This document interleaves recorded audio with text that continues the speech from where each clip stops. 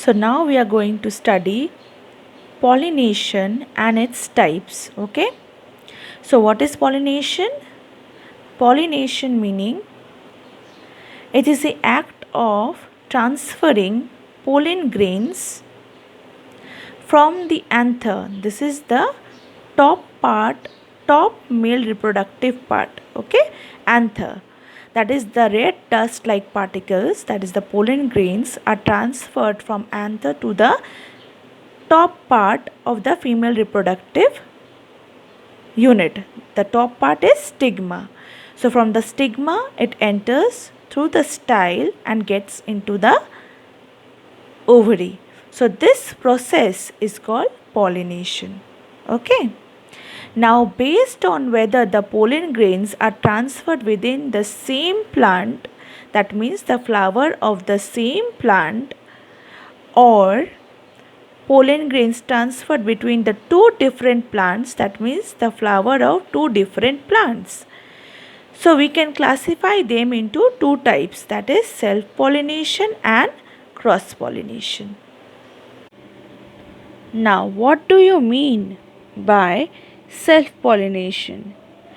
If the pollen grains are transferred within the same plant, okay, same flower or another flower on the same plant, okay, that time we call it self-pollination. For example, if I take point 1 where it shows the anther is transferring pollen grains to the stigma of the same flower. That means in the flower there is the male reproductive part as well the female reproductive part. So what can be the example of such flower? Bisexual flower, where both male reproductive part and female reproductive parts are present. So in that case, anther can easily transfer its pollen grains to the stigma, and through the style it enters to the ovary, and so the pollination process takes place. So in that case it is called self-pollination. Now in case of 2, now in this case we observe that the pollen grains from the anther is transferred to the stigma of another flower which is present in the same plant. Okay, that is the pollen grains is transferred from one flower to another flower stigma. Okay, but both the flowers are from the same plant. That kind of a pollination is called self-pollination, and which is more prominent in monosexual flowers.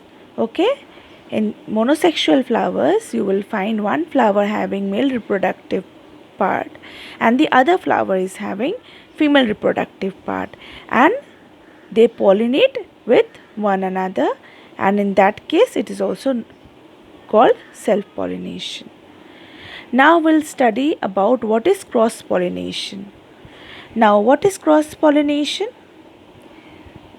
Cross-pollination is transferring of pollen grains from one flower to another different flower. Okay, to another flower. Now can you see here the pollen grains from here is transferred to the stigma of different plant, but remember it should be of the same species or same kind. Okay, that means it should be of the same kind. So the pollen grain are transferred from one plant to the flower of another plant. Okay, now you might have this question in your mind, how plants pollinate? Plants can do it on their own. Then who helps them to pollinate? Actually, pollination depends on certain agents, that is wind, water, insects, birds. So these are the agents which help plants to get pollinated. Whether it's self-pollination or cross-pollination, these agents play a very important role in pollinating. Now how winds help?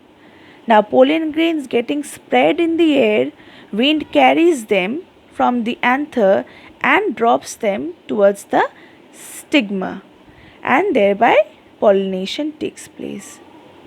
Now how water helps? Water also helps in transferring pollen grains in aquatic plants, okay? And how insects helps? Now especially insects, for example bees, butterflies, they are more active in cross pollination, okay, that they take pollen grains from one flower to another flower and they pollinate. But you have to remember one thing, that cross pollination is possible on different plant, but it should be of same kind. Clear? So with this we have studied our self pollination and cross pollination, how it takes place. Okay, I hope I have explained what is pollination and its types.